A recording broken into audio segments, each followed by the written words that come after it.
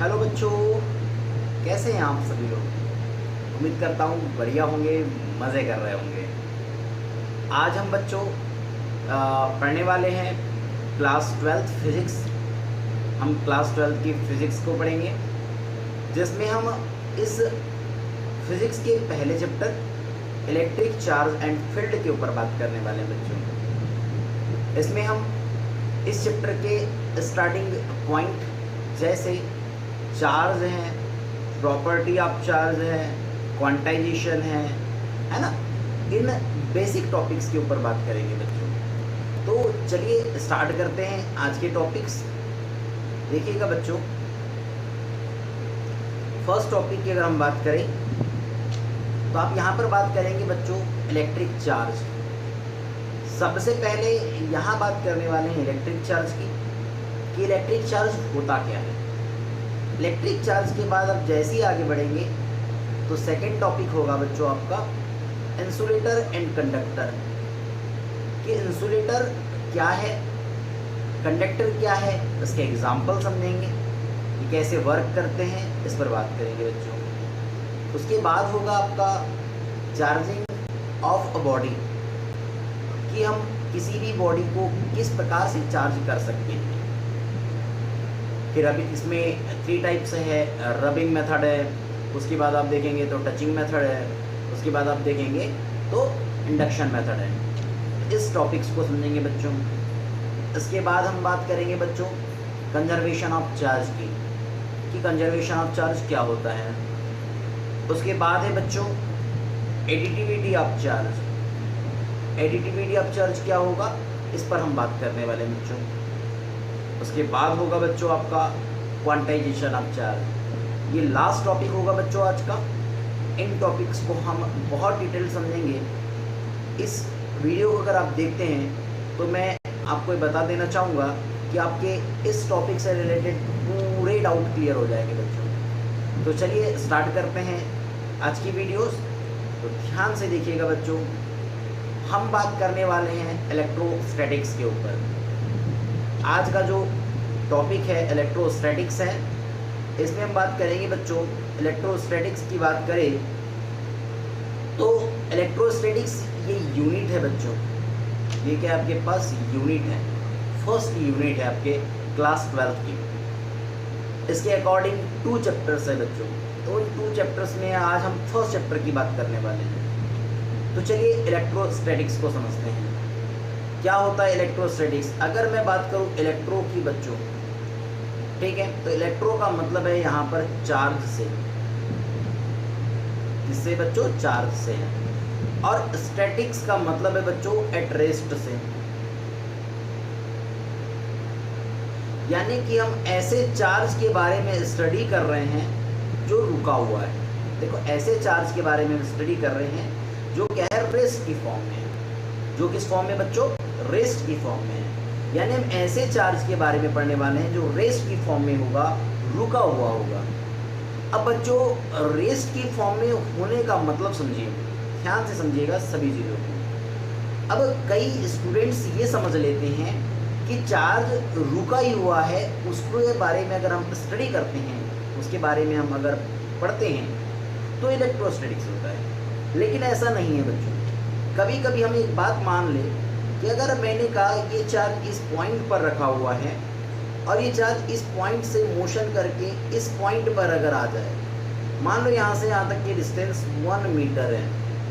अब 1 मीटर की distance cover कर लो, बट आपको इस पॉइंट से इस पॉइंट तक, यानी इस इनिशियल पॉइंट से इस फाइनल पॉइंट तक आने में जो टाइम लग रहा है, सपोज वो 10 ईयर है। अगर आपको 10 ईयर टाइम लग रहा है, अगर जो टाइम है बेटा वो 10 ईयर टाइम लग रहा है इस इनिशियल पोजीशन से फाइनल पोजीशन में आने के लिए, तो अगर आप देखेंगे कि जो आपने 1 मीटर जो डिस्टेंस कवर किया, ये बहुत ही मिनिमम है किससे, 10 ईयर से। जिससे बेटा 10 ईयर से। जब देखो डिस्टेंस बहुत ही मिनिमम होती है किससे, टाइम से, तो हम कहीं ना कहीं इस डिस्टेंस को नेग्लिजिबल कर दें, इस डिस्टेंस को हम 0 मान लें, इसका मतलब ये है कि इसने ये डिस्टेंस कवर ही नहीं किया। जब ऐसी कंडीशन होती है, यानी हम इसको क्या कर देते हैं, इस 1 मीटर को की अगर मैं बात करूं तो हम इसको क्या बोलेंगे कि यहाँ से इसको हमने क्या कर दिया, इसको हटा दिए, इसको हमने 0 के इक्वल मान लिए। अब जब 0 के इक्वल है मतलब आपने कोई डिस्टेंस कवर नहीं किया तो ये रेस्ट की फॉर्म कही जाती है बच्चों। तो हम इस यूनिट के अकॉर्डिंग या इस यूनिट में ऐसे चार्ज के बारे में स्टडी करने वाले बच्चों जो रुका हुआ रहेगा, जो रेस्ट की फॉर्म में रहेगा। यहाँ तक क्लियर है बच्चों? बढ़ते हैं नेक्स्ट स्लाइड की ओर। अब यहाँ पर आप देखेंगे बच्चों, आपको दिख रहा होगा इलेक्ट्रिक चार्ज। फर्स्ट आपका हेडिंग हो गया इलेक्ट्रिक चार्ज की। सो इलेक्ट्रिक चार्ज क्या है? What is a electric charge? So electric charge is an intrinsic property of matter. क्या कहते हैं बच्चों? Electric charge is an intrinsic property of matter, यानी जो इलेक्ट्रिक चार्ज है बेटा वो इंट्रिंसिक प्रॉपर्टी है किसी भी मैटर की।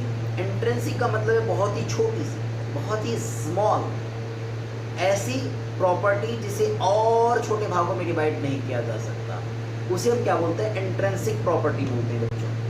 तो किसी भी मैटर की जो सबसे छोटी प्रॉपर्टी होगी, जो छोटा सबसे छोटा एलिमेंट्स होगा, उसी को हम क्या बोलेंगे? इलेक्ट्रिक चार्ज बोलेंगे।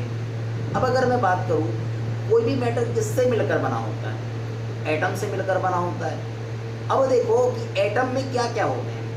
अगर मैं बात करूँ, कोई भी जो मैटर है, कोई भी जो मैटर है वो किससे मिलकर बना होता है बच्चों? वो बना होता है एटम से। अब वो एटम से मिलकर बना है। अब ये एटम में होगा क्या क्या बच्चों? तो इस एटम में, तो अगर मैं बात करूँ, इस एटम में हमारे पास प्रोटॉन होगा, प्रोटॉन्स होंगे,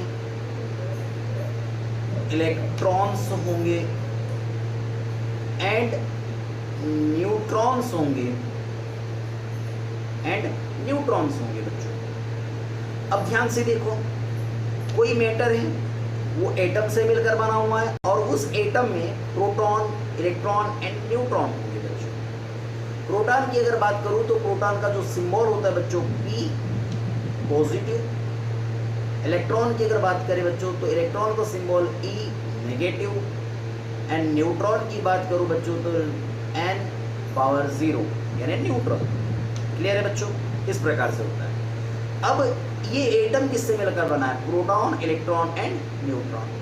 अब इन इलेक्ट्रॉन्स या प्रोटॉन्स को आप और छोटे एलिमेंट में डिवाइड नहीं कर सकते बच्चों, तो इन्हीं को हम क्या बोलते हैं? इलेक्ट्रिक चार्ज बोलते हैं बच्चों। क्या बोलते हैं इन्हें? हम इलेक्ट्रिक चार्ज बोलते हैं बच्चों।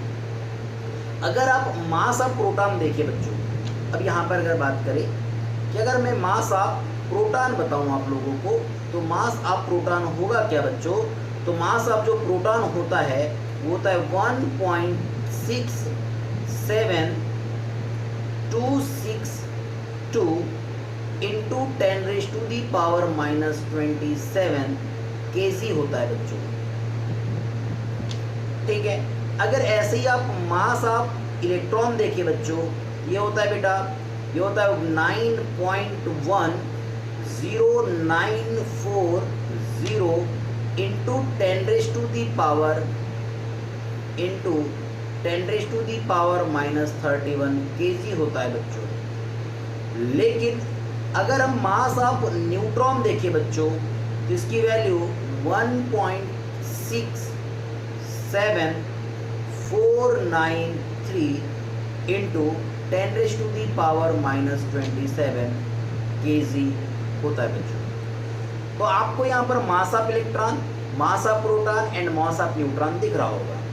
लेकिन अगर मैं बात करूँ बच्चों कि इस प्रोटॉन पर और इस इलेक्ट्रॉन पर जो चार्ज होता है बच्चों, इस इलेक्ट्रॉन और इस प्रोटॉन पर जो चार्ज होगा बच्चों, वो होता है, आप देखेंगे तो चार्ज होगा आपके पास 1.6 इंटू 10⁻⁻19 कूलम। साथ ही साथ बच्चों अगर न्यूट्रॉन की बात करो तो न्यूट्रॉन पर कोई चार्ज नहीं होता बच्चों। ये चार्ज आपका प्रोटॉन पर भी होगा और यही चार्ज आपका बच्चों इलेक्ट्रॉन पर भी होगा। तो कहने का मतलब जो है क्या कहता है, इलेक्ट्रिक चार्ज बोला हमारे पास, वो इंट्रिंसिक प्रॉपर्टी किसकी, मैटर की। तो ये जो इलेक्ट्रॉन या प्रोटॉन है, यही इंट्रिंसिक प्रॉपर्टी होती है बेटा किसी भी मैटर की, जिसे हम इलेक्ट्रिक चार्ज बोलते हैं, जिस पर चार्ज कितना होगा 1.6 × 10⁻⁻19 कूलम होगा बच्चों।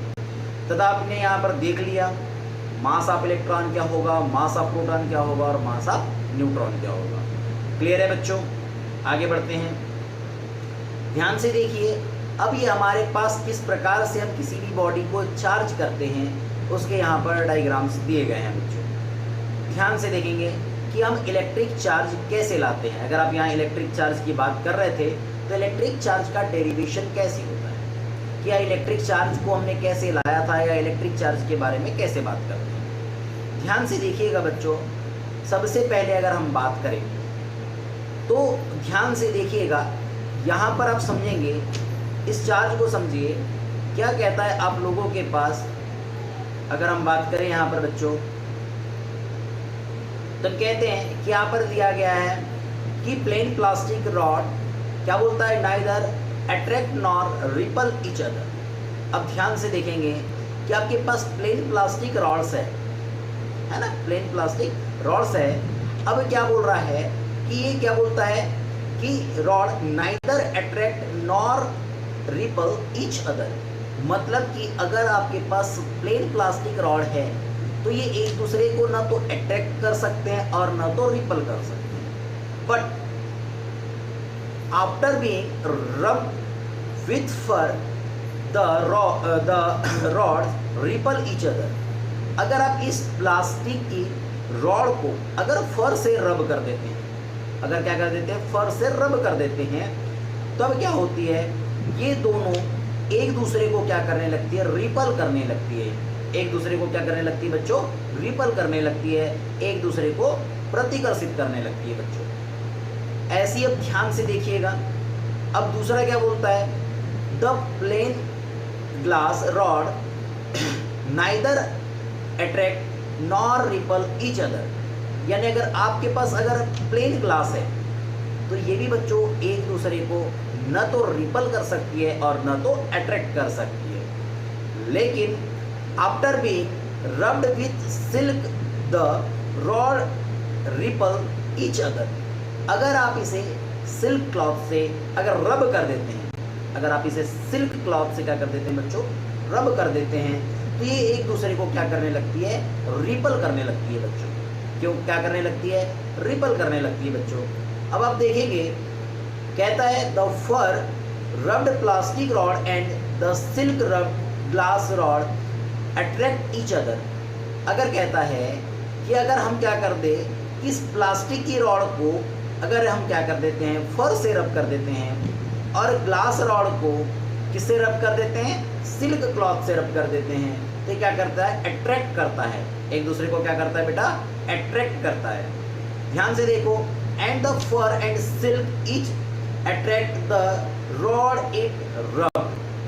अब ध्यान से देखो क्या बोलता है कि अगर हम बात करें अब आगे, तो यहाँ पर ध्यान से देखिएगा कि आपने जिस ऑब्जेक्ट से रब किया था, देखो ध्यान से, अगर नहीं समझ में आ रहा है तो देखो, पहली बात क्या बोल रहा है कि अगर आपके पास कोई प्लास्टिक की रॉड है, अगर प्लास्टिक की रॉड है, ये भी प्लास्टिक की रॉड है, अभी आपने इसको किसी से रब नहीं किया, तो ये न तो अट्रैक्ट करेगी और न तो रिपल करने वाली है बच्चों। लेकिन जैसे ही आपने इसे फर से, जैसे ही इसे आपने फर से रब कर दिया, अब फर से प्लास्टिक की रॉड को आपने रब कर दिया, अब रब कर दिया, पहली प्लास्टिक की रॉड को भी रब किया और दूसरी प्लास्टिक की रॉड को भी रब किया, तो ये दोनों क्या करने लगी बेटा, एक दूसरे को रिपल करने लगी।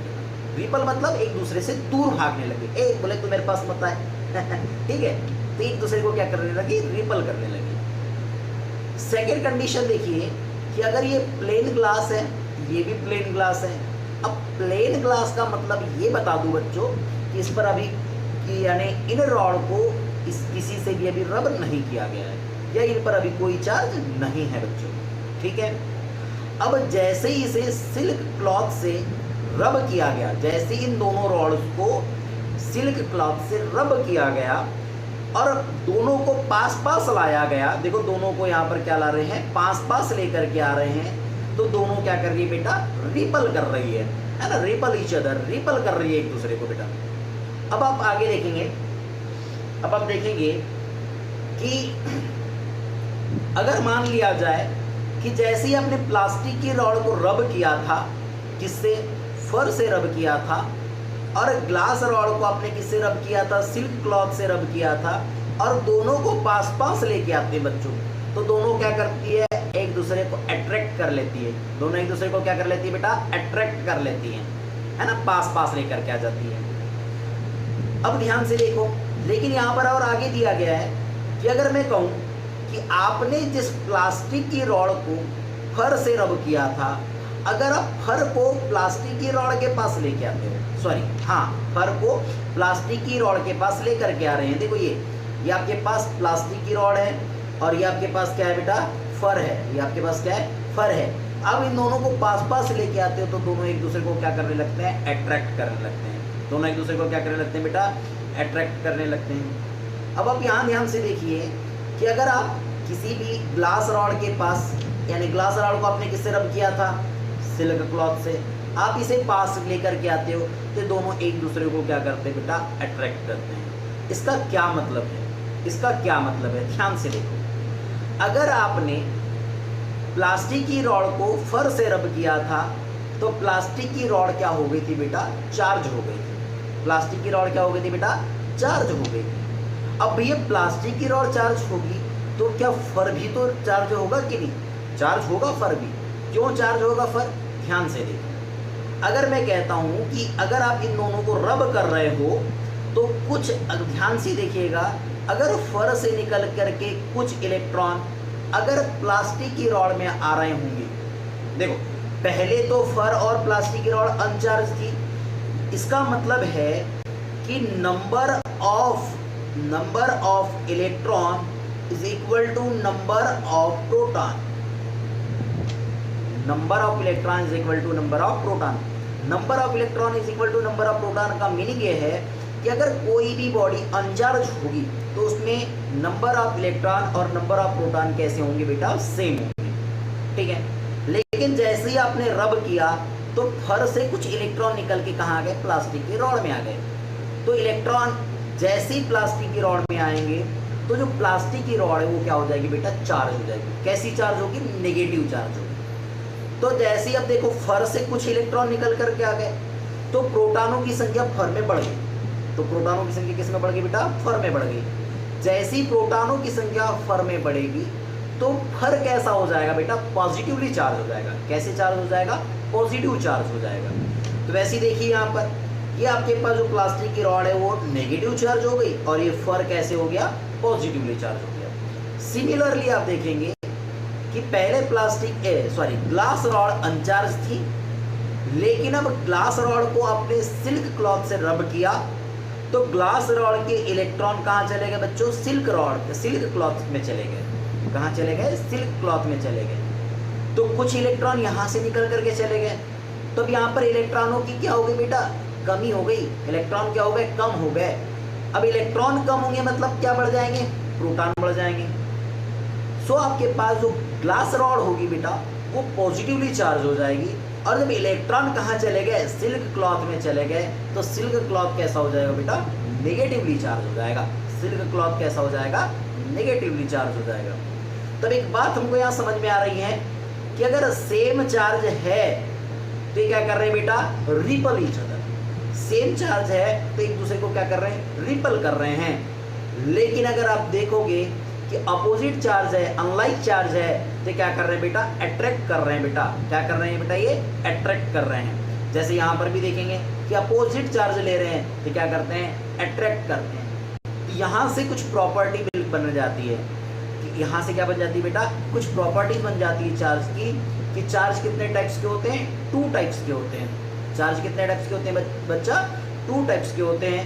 फर्स्ट होता है, आप देखेंगे कि फर्स्ट चार्ज की अगर बात कर रहे हैं आप, फर्स्ट तो आपके पास होता है बेटा पॉजिटिव चार्ज, और सेकंड बात करेंगे बेटा तो होता है नेगेटिव चार्ज। यानी चार्ज कितने टाइप्स के होते हैं बच्चों? 2 टाइप्स के होते हैं, एक पॉजिटिव और एक होता है आपके पास नेगेटिव चार्ज। ध्यान से देखेंगे बच्चों कि पॉजिटिव चार्ज नेगेटिव चार्ज तो है, लेकिन इसकी सेकंड प्रॉपर्टी बनती है। ये फर्स्ट प्रॉपर्टी हो गई कि देयर आर 2 टाइप्स, यानी चार्ज के 2 टाइप्स हैं, पॉजिटिव एंड नेगेटिव। लेकिन सेकंड प्रॉपर्टी होती है बेटा कि like charge repel each other and unlike charge attract each other. यानी कि आपके पास जो लाइक चार्ज होंगे बेटा वो ऑलवेज रिपल करेंगे, और जो अनलाइक चार्ज होंगे बेटा वो ऑलवेज अट्रैक्ट करेंगे। क्लियर है? यहाँ तक बात समझ में आ रही है? बढ़ते हैं नेक्स्ट स्लाइड की ओर।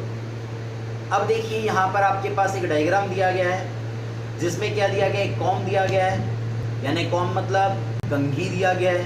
क्या दिया गया बेटा? कंघी दिया गया है। अब इस कंघी से देखिए क्या है आपके पास, ये जो कागज है ना, कागज के छोटे छोटे टुकड़े क्या हो रहे हैं? अट्रैक्ट हो रहे हैं, चिपक रहे हैं। कैसे हो रहा है? तो अब आपने इस प्रैक्टिकल के बारे में सुना होगा, बताए गए होंगे आपके टीचरों ने भी, कि क्या होता है कि अगर हम क्या करते हैं, सूखी बालों पर अगर बार बार कंघी को चलाते हैं तो कंघी क्या हो जाती है? चार्ज हो जाती है, और चार्ज हो जाती है। अब आप छोटे छोटे पार्टिकल्स के पास लेके चलते हैं, अगर आप क्या करते हैं, डस्ट पार्टिकल के पास लेके चलते हैं, या अगर आप पेजेस के छोटे छोटे पीसेस के पास लेके चलते हैं बेटा, तो क्या होने लगती है? अट्रैक्ट होने लगती है। वही डायग्राम ये आपके पास दिया गया है। अगर आप बोले कमेंट करें तो मैं ये प्रैक्टिकल आपको करके एक वीडियो के थ्रू दिखा दूँगा। ठीक है बच्चों, बढ़ते हैं आगे। अब आपके पास देखो आ गया इलेक्ट्रिक चार्ज में कुछ और प्रॉपर्टीज दी गई है। क्या बोलता है? Electric charge is a scalar quantity. तो इलेक्ट्रिक चार्ज क्या है बच्चों? एक स्केलर क्वांटिटी है। इसमें मैग्नीट्यूड जरूर होगा, लेकिन इसकी कोई डायरेक्शन नहीं होगी बच्चों। ठीक है, इसका ऐसा यूनिट दिया गया बच्चों, कूलम। इसका ऐसा यूनिट क्या होगा आपके पास?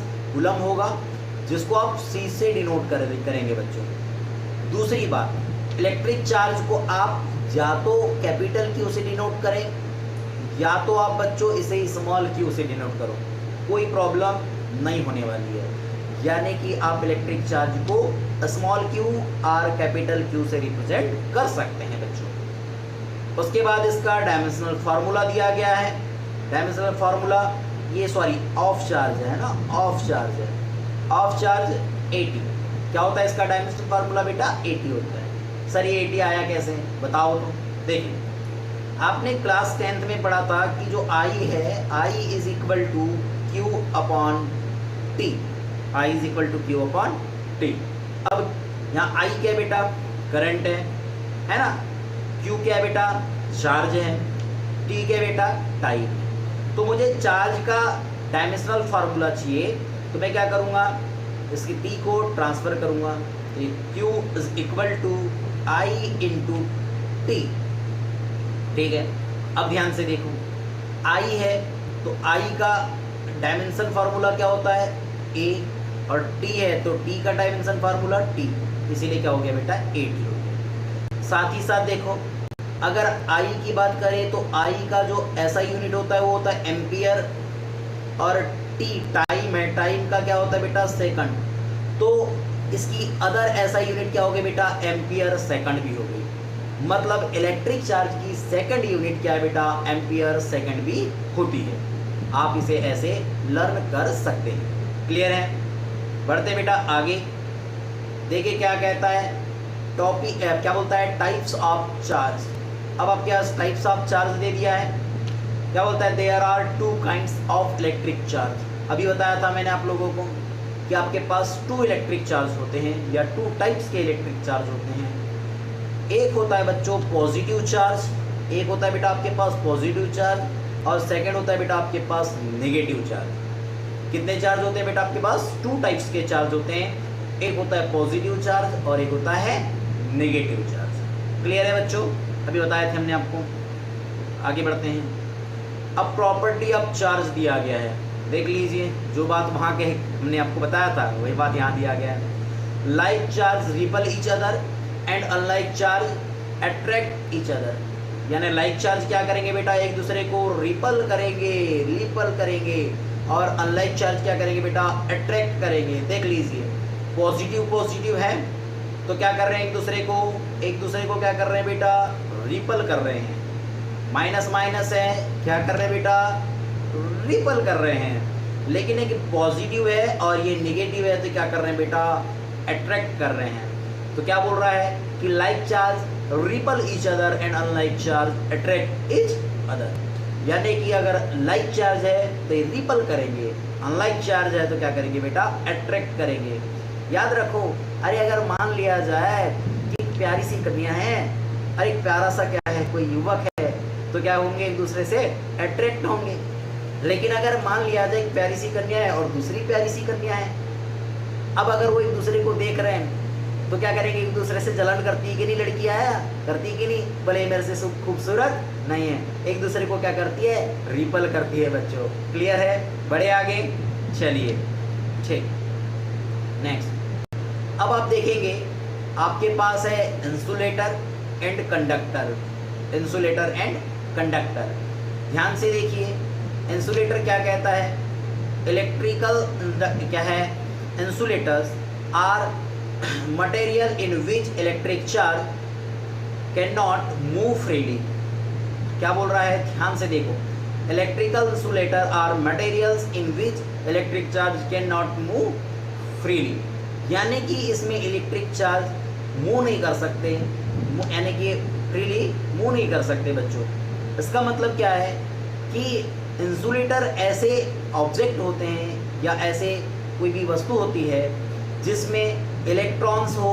अब इलेक्ट्रॉन से ही मूव करते हैं, है ना, कि इलेक्ट्रॉन क्या नहीं कर सकते, मूव नहीं कर सकते, यानी इलेक्ट्रॉन क्या रहते हैं, बंधे हुए रहते हैं। बात समझ में आ रही है, मतलब कि इंसुलेटर में अगर आप बात देखें कि जो इलेक्ट्रॉन होते हैं वो प्रोटॉन से क्या होते हैं, बहुत ही स्ट्रांगली बंधे होते हैं। स्ट्रांगली मतलब कॉम्बिनेशन होता है, स्ट्रांगली बंधे होते हैं बेटा इलेक्ट्रॉन और प्रोटॉन।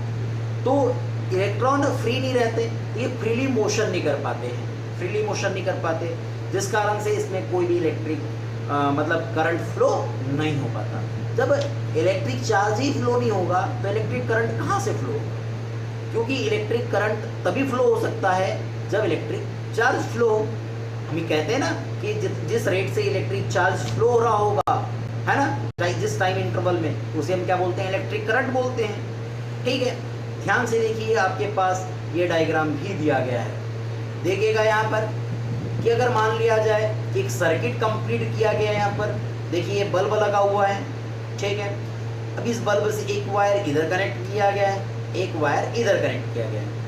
ये बीच में आपके पास देखेंगे ये सेल लगा हुआ है, ये क्या है बेटा, आपके पास सेल है, और ये क्या आपके पास वुड लगी हुई है, लकड़ी लगी हुई है बच्चों।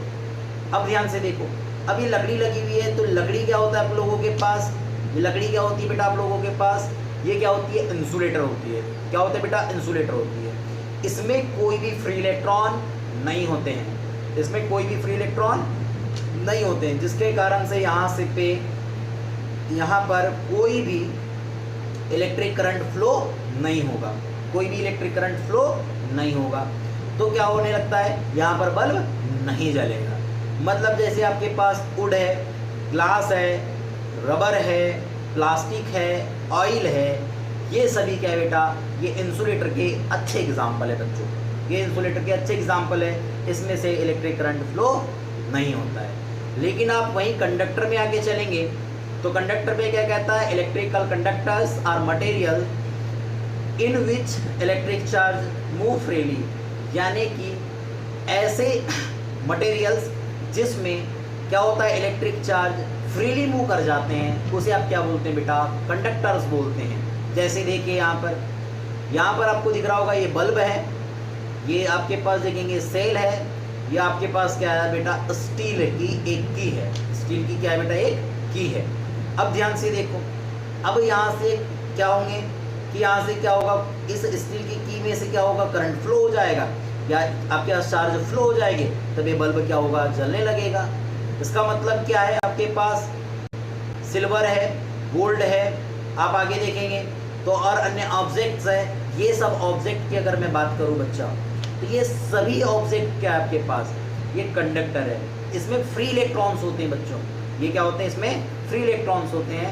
तो क्या करते हैं कि ये फ्रीली मूव कर जाते हैं। अगर फ्रीली मूव कर रहे हैं तो क्या होंगे, इसमें से करंट फ्लो होगा, करंट फ्लो होगा तो ये क्या आपके पास कंडक्टर है बच्चों। ठीक है बच्चों, बढ़ते हैं नेक्स्ट टॉपिक की ओर।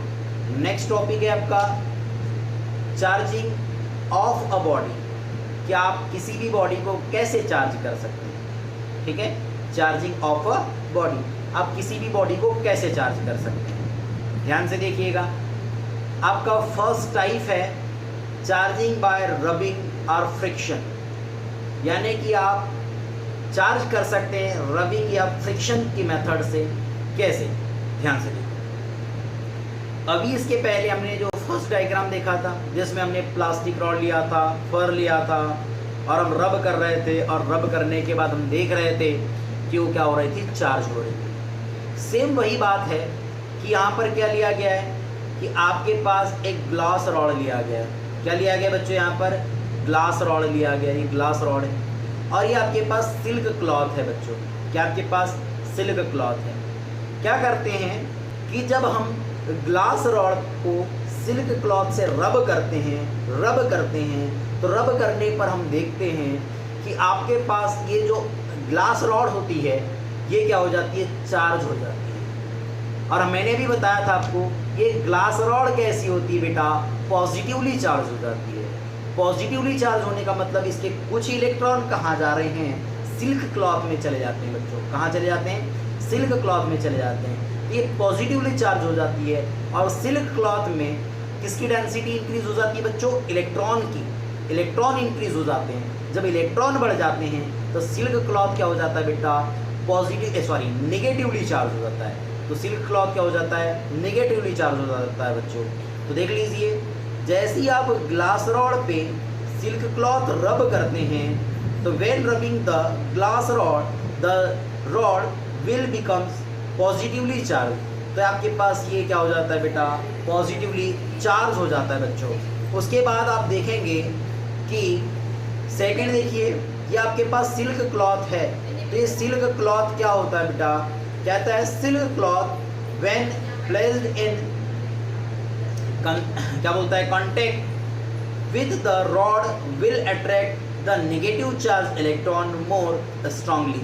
ये आपके पास जो सिल्क क्लॉथ है बच्चों, ये क्या हो जाता है, निगेटिवली चार्ज हो जाता है बच्चों। इसका मतलब है कि हम रबिंग मेथड से भी क्या कर सकते हैं, किसी भी बॉडी को चार्ज कर सकते हैं। जैसे भैया मैंने बताया था कि अगर आप क्या करते हैं, ऐसे कॉम लेते हैं, कंघी लेते हैं और बालों में रब करते हैं, तो रब करने के बाद देखेंगे कि ये क्या हो जाता है, आपके पास चार्ज हो जाता है। तभी तो इसमें क्या हो जाते हैं कि क्या हो जाता है, डस्ट पार्टिकल क्या होने लगते हैं, अट्रैक्ट होने लगते हैं। या फिर क्या देखेंगे कि जो आपके पास जो पेजेस है उसके क्या हो जाते हैं कि कुछ पीसेस क्या होने लगते हैं, स्मॉल पीसेस अट्रैक्ट होने लगते हैं बच्चों। तो ये होता है आपके पास कि आप किसी भी रबिंग यानी रबिंग मेथड से किसी भी बॉडी को क्या कर सकते हैं, चार्ज कर सकते हैं बच्चों। आगे बढ़ते हैं नेक्स्ट।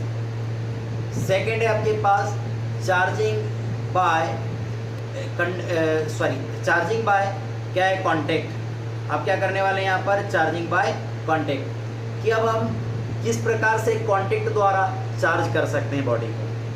ध्यान से देखें। अब अगर मान के चलिए, ये डायग्राम तो पहले दिया गया है, लेकिन अगर कुछ ऐसे डायग्राम नहीं दिया, मान लिया जाए, तो हम यहाँ पर छोटा सा एक डायग्राम बनाते हैं। हमने कहा कि अगर मान लिया जाए ये आपके पास कोई अनचार्ज बॉडी है, अनचार्ज बॉडी है, इस अनचार्ज बॉडी को मुझे चार्ज करना है। इस अनचार्ज बॉडी को मुझे क्या करना है बच्चों, चार्ज करना है। अब इस अनचार्ज बॉडी को मैं चार्ज करना चाहता हूँ, तो अब मैंने कहा कि मान लिया जाए इसे मैं पॉजिटिव चार्ज करना चाहता हूँ। क्या करना चाहता हूँ बच्चों, पॉजिटिव चार्ज करना चाहता हूँ। कैसा करना चाहता हूँ बच्चों, पॉजिटिवली चार्ज करना चाहता हूँ। तो मैं इसके पास क्या लाऊंगा, एक पॉजिटिवली चार्ज बॉडी लेकर के आऊँगा, जिस पर कैसा होगा, पॉजिटिव चार्ज होगा। मतलब इससे एक ऐसी बॉडी को टच करवाऊंगा, एक ऐसी बॉडी को टच करवाऊंगा जिस पर पॉजिटिव चार्ज होगा। अब ये जैसी टच होगा तो इसका जितना भी पॉजिटिव चार्ज है वो मूव कर जाएगा और इस बॉडी पर क्या हो जाएगा, ट्रांसफ़र हो जाएगा। जैसे ही इस पॉजिटिवली चार्ज बॉडी को यहाँ से हटाएंगे तो क्या होने लगेगा, ये पूरा का पूरा चार्ज इस बॉडी पर क्या हो जाएगा, फैल जाएगा बच्चों। क्या हो जाएगा, फैल जाएगा। वैसे ही देखो यहाँ पर लिया गया है, एक नेगेटिवली चार्ज बॉडी ली गई है और इस नेगेटिवली चार्ज बॉडी को एक अनचार्ज मेटल स्फीयर पर टच किया गया है। जैसे ही टच करोगे तो यहाँ के कुछ इलेक्ट्रॉन्स या नेगेटिव चार्ज क्या आ जाएगा बच्चों, इस स्फीयर में आ जाएगा। और जैसे ही आप इस बॉडी को यहाँ से क्या करोगे, हटा दोगे, तो ये पूरा का पूरा नेगेटिव चार्ज क्या हो जाएगा, इस स्फीयर के सरफेस पर क्या हो जाएगा बेटा, फैल जाएगा। सरफेस पर क्या हो जाएगा बेटा, फैल जाएगा। तो अगर किसी भी आपको अनचार्ज बॉडी को चार्ज करना है, अगर पॉजिटिव चार्ज करना है तो उससे कोई भी पॉजिटिव बॉडी को क्या करवा दीजिए, टच करवा दीजिए। अगर नेगेटिव चार्ज करना है तो आप नेगेटिव बॉडी को टच करवा दीजिए, जिससे वो बॉडी या तो पॉजिटिव चार्ज हो जाएगी या तो नेगेटिव चार्ज हो जाएगी। क्लियर है बच्चों। बढ़ते हैं next, third condition, charging by induction. Charging by induction. अब इसमें भी ध्यान से देखो, अगर हम किसी भी बॉडी को चार्ज करना चाह रहे हैं, किसी भी बॉडी को चार्ज करना चाह रहे हैं, तो एक और आपके पास टाइप है जिसको हम बोलते हैं इंडक्शन टाइप। ध्यान से देखो, वही अगर हम ये क्या कर ले, एक कोई भी स्फीयर ले ले। अगर ये क्या है बेटा आपके पास, ये स्फीयर क्या है, अनचार्ज स्फीयर है, इस पर कोई चार्ज नहीं है बच्चों। अब अगर ये अनचार्ज स्फीयर है, इस पर कोई चार्ज नहीं है, तो ध्यान से देखो, अगर मैं इसे चार्ज करना चाह रहा हूँ, अगर मैं इसे क्या करना चाह रहा हूँ, चार्ज करना चाह रहा हूँ, तो इसके पास हम किसी भी चार्ज बॉडी को लेके आते हैं। इसके पास हम किसी भी या तो पॉजिटिवली चार्ज बॉडी को लेके आएंगे, या तो निगेटिवली चार्ज बॉडी को लेके आएंगे, या तो निगेटिवली चार्ज बॉडी को लेके आएंगे। जब हम कोई भी बॉडी मतलब चार्ज बॉडी को लेकर के आते हैं, तो ये बॉडी भी क्या होने लगती है, चार्ज होने लगती है। कैसे, ध्यान से देखो। अब जैसे ही इस डायग्राम में दिखाया गया है, इस डायग्राम का फर्स्ट ऑप्शन नहीं दिखाया गया, मैं वो बता देता हूँ आपको क्या हुआ होगा। उसमें क्या हुआ होगा, ध्यान से देखिएगा बेटा, कि आप देखेंगे कि आपके पास एक अनचार्ज बॉडी रही है, एक अनचार्ज बॉडी ये रही है, यानी एक अनचार्ज स्फीयर लिया गया।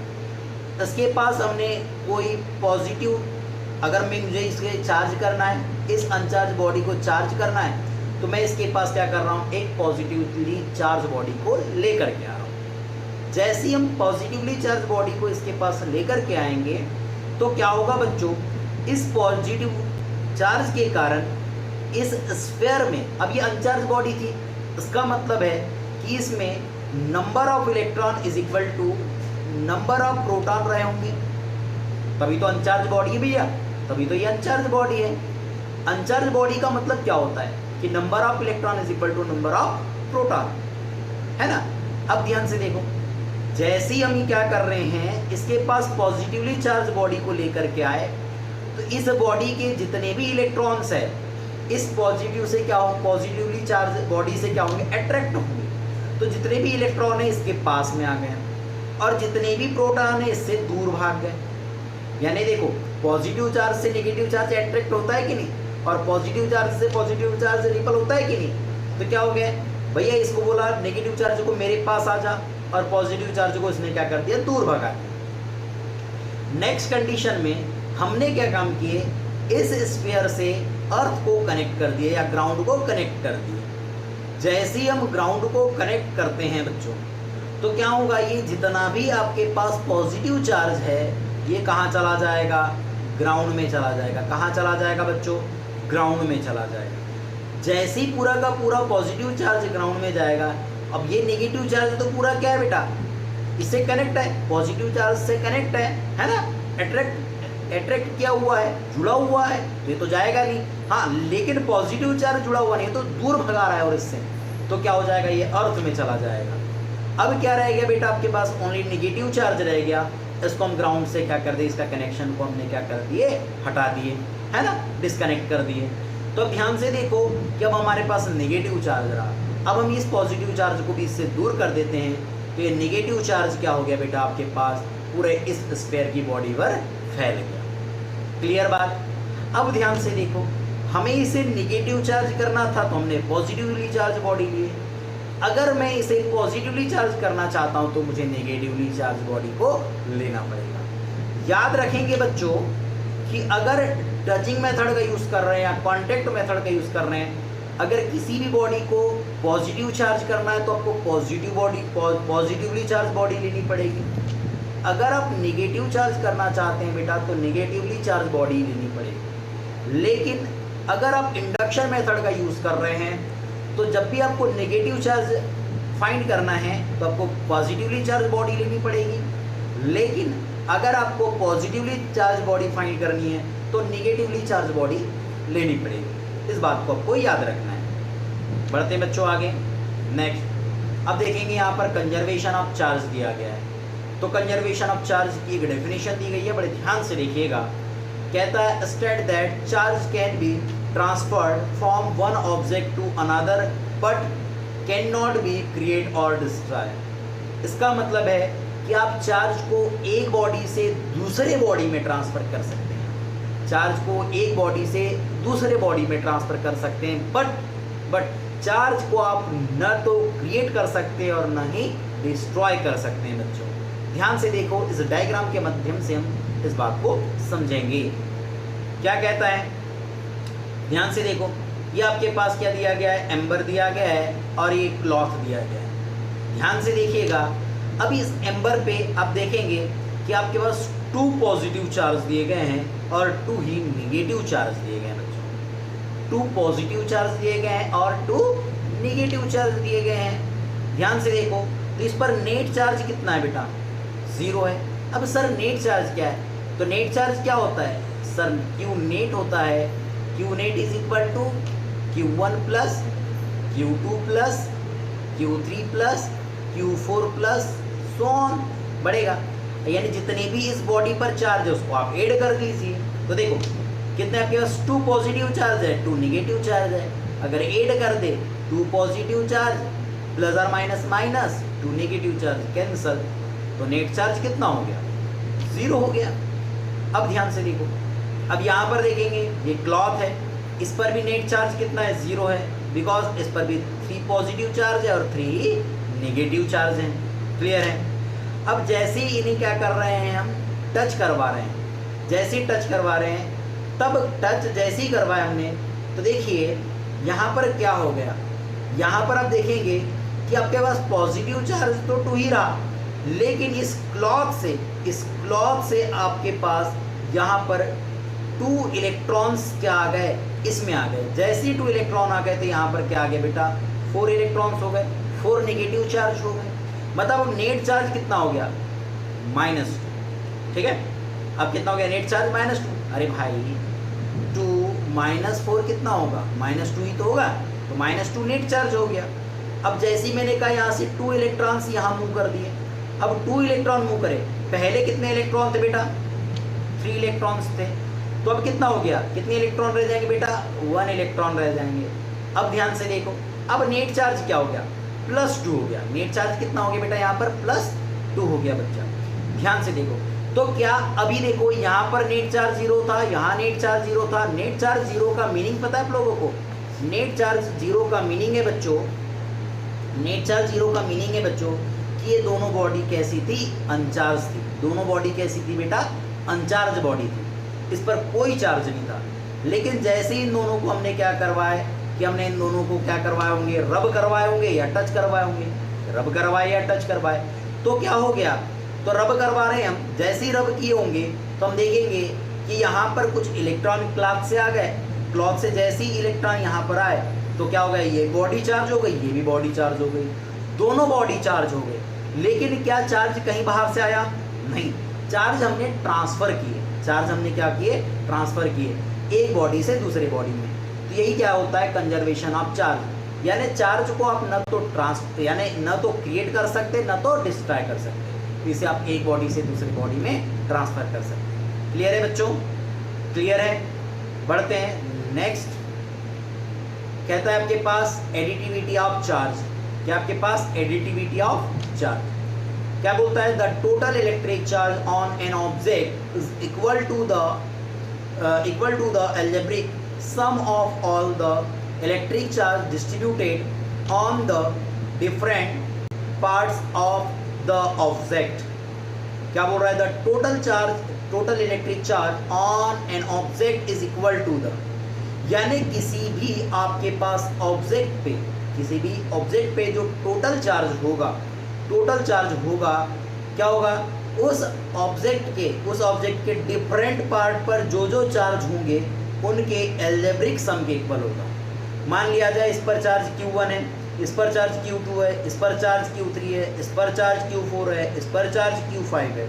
तो इसका जो नेट चार्ज होगा, जो क्या होगा आपके पास नेट चार्ज होगा, वो कितना होगा बेटा, Q1 plus Q2 plus Q3 plus so on, जो इसके पहले मैंने आपको बताया था। देखो ये नेट चार्ज का फार्मूला, यही बात यहाँ पर, मतलब कि किसी भी ऑब्जेक्ट पर जो नेट चार्ज होता है, जो टोटल चार्ज होता है बच्चों, उस बॉडी में जितने भी आपके पास ऑब्जेक्ट होंगे, जितने भी ऑब्जेक्ट के पार्ट्स होंगे, उन ऑब्जेक्ट पर या उन पार्ट्स पर जो भी आपके पास चार्ज होगा उनके एल्जेब्रिक सम के क्या होता है बच्चों, इक्वल होता है। चलते हैं नेक्स्ट।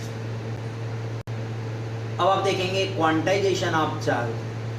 क्या है आपके पास बेटा, क्वांटाइजेशन ऑफ चार्ज दिया गया है।